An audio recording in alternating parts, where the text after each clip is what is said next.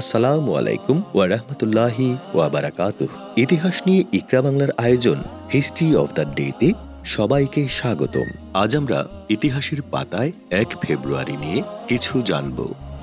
১৮৬৫ সালের এই দিনে মার্কিন যুক্তরাষ্ট্রের সংবিধানের ত্রয়োদশ অধ্যাদেশে প্রেসিডেন্ট আব্রাহাম লিঙ্কনের স্বাক্ষর হয়। ১৯২৪ সালের আজকের দিনে যুক্তরাজ্য সাবেক সোভিয়েত ইউনিয়নকে স্বীকৃতি দেয়। ১৯৭৯ সালের এই দিনে ১৫ বছর নির্বাসন শেষে ইরানের তেহরানের ধর্মীয় নেতা আয়াতুল্লাহ খামেনির প্রত্যাবর্তন হয়।